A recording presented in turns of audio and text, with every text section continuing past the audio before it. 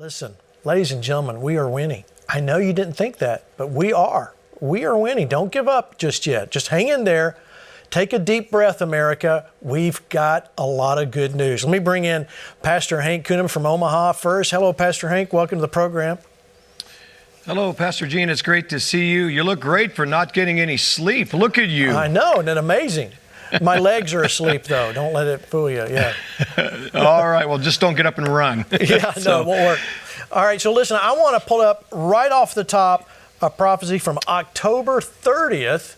Then I'll let you, we're just going to kind of hit the highlights here, Pastor Hank, but go ahead, guys, put that on the screen. God's terms at the midterm. But listen to me. This is about my time. This is about my hands. Do not look to a day.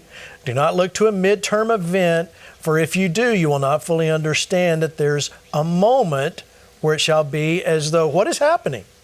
Do not let this fool you, for Israel thought the same thing in the middle of the sea. We're going to hear him talk a little bit more about that. And yet, there was a great victory, and there's a victory, for I have declared that there is an unraveling that shall continue to take place, and there shall be reversals that will reset this earth again. Therefore, I say, do not put your hopes in just a day, for I am not limited to man's time or man's day. For I've said, and I say it to you, so you will not be moved. This is my terms. Okay, I think I got two more. I'll wait for the next two. But Pastor Hank, I want you to comment on that, because as I remember, we've talked before we went on the air, before we got to Election Day, we were all a little bit anxious about this red wave. And on Election Day, I was talking to people that were just emphatic we were going to have the tsunami. But you weren't one of them. You were hesitant. You know, you and I talked several times. I want you to speak to that, and then I'll read the last two pages of that. Yeah. You know, Pastor Gene, as I've said for 2 years, I don't really watch the news at all. And the reason is because I feel a tremendous responsibility from the Lord. You have three realms of information that come. One is from the throne room. Second is the second heaven, or what we call the prince of the power of the air. The enemy gets in there, witchcraft, occult, spiritual warfare. And then the third realm, which is the first realm, is the media, the culture, things that people are talking about. And so we have a responsibility to report what we hear from heaven. Right. And so I say that because as I have been pressing in and was pressing in with the Lord, He never said to me, red wave. And I said it on this program, even the last 2 weeks at my church. I said, I said it Tuesday night on FlashPoint. I said to others, listen, in my church, others may be prophesying that. They may be hearing something different. I'm not here to contest that, even really try to compare it. I'm just telling you what I heard the Lord say. And the reason why God wanted me to stay focused, not on saying a red wave, was because He had something that He wanted the people to hear. And this is so important that you that are listening right now understand. The prophecy said it ahead of time. You've got to look at what God said. He said, don't look at the day. And that's so important, folks, because the end of the prophecy gave us an indication of what God's got. I think you're going to see some amazing reversals take place. And then He said, ultimately, there's going to be a reset. Why? God is saving America. When He drove out the giants, it was little by little. And that's what we have to remember. It was a process. It took time. But I just want to say this last thing. I'm a little long-winded because I want people to get what God is saying. Watch what you're saying with your mouth. Joshua and Caleb had a different spirit. In Numbers, 14, verse 24. And the reason they had a different spirit is they kept their mouth right. Because before that, in another verse, in verse like 23 of the same chapter, God said, you have been complaining these 10 times. And again, God's telling us what happened. He's telling us what will happen. And we must come into agreement with what the Lord is saying, because this thing is going to continue to unravel, turn around. They can get this whole prophetic word there at your website. Which website is it? The hankandbrenda.org? there's three things that they can do. They can go out to onevoicetv.net, where we cannot be censored. That's our streaming network. It has the actual archives from the last 2 Sunday services where I talk about the midterms, what God said. So that's onevoicetv.net or hankandbrenda.org under prophetic perspectives. All of the prophecies are out there, most of them. But the greatest part about this is Americans are awakening, and folks who've never voted before now participating. And I don't know.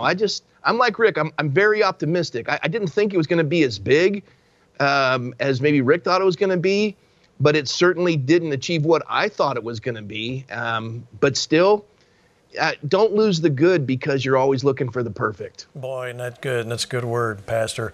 In fact, I just talked with some folks in the Kari Lake campaign before we went to air tonight, and they are extremely positive about. In fact, let's show Kari Lake's tweet there, Jason. You got that? You can put up. Kari Lake's very positive about what we're going to see, and they believe in the next. There's I think 3 or 4 big drops, and then we'll see things really shift towards Kari Lake, and we sure are hoping that will be the same with Blake Master. So there it is. Wow, we're going to win big. Stay tuned, Arizona. Something come up in my heart from the Lord. I was thinking about 1 Kings 18. I said before the midterm, and I told the people to watch for a pattern, a prophetic narrative, a prophetic pattern. It said in 1 Kings 18 that it literally started in the morning and it went into the midday or the midterm. And what it was is, the prophets of Baal were dancing, cutting themselves, self-inflicted wounds, dressing it up, making it look a certain way. And then the Bible says after the midday, and I kept telling people, watch, it's not so much the midterm, the midday, and all the nonsense leading up to it, like in 1 Kings 18. It's what's coming after. And I something happened with Georgia, you mentioned. I was thinking of Philadelphia and Arizona. Pastor Gene, we were in Arizona for FlashPoint Live. We were in Georgia for FlashPoint Live.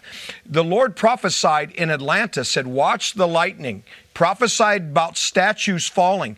3 days later, we leave, and the Georgia Guidestone fell.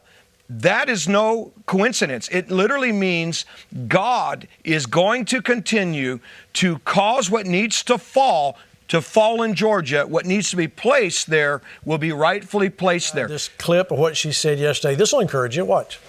We won with Monica De La Cruz in Texas 15. We won with Wesley Hunt. We picked up 2 seats, and Abbott won against the 3rd-time loser, Beto O'Rourke, despite all the money that he had. We beat Stacey Abrams. We retired Sean Patrick Maloney, the head of the DCCC. We beat Elaine Loria, who ran the January 6th committee. This is a good night for Republicans, and anybody saying otherwise is just wrong.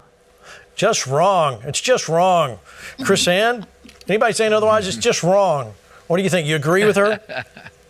Well, it's like I said before, you have to look in the right place with the right vision and the right perspective. Sometimes changes, even God said, I will come in the thunder, but sometimes I'm in a small voice. And what we're not maybe overlooking is what was the depth of this? Where were the small changes that really bring about the biggest opportunities? Governors changing. Oh my gosh, what happens when a governor's election changes? But for your life, when you live, what changes when your county commission, when your school board? We've had moms and parents fighting all over America for 2 years with the school boards. If we don't see the victory that's before us, and I mean, just the fact now that you have a shift, that Nancy Pelosi could be fired, should be enough for us to be shouting from the rooftops. Yes, amen to that. I am a Christian. I am a patriot. I stand for truth. When no one else will. I know, no matter what happens in the world, there are others like me who follow Christ, not culture. And I am not alone. My children will grow up in a country that prioritizes keeping them safe. And I am fighting for that future. I am a source of God's truth for people living in a world that wants to confuse them and I am not afraid to speak up. I am leading my community to prove to them that my generation is not lost. It's my time. I am the FlashPoint Army. I am the FlashPoint Army. I am the FlashPoint Army. I am the FlashPoint Army.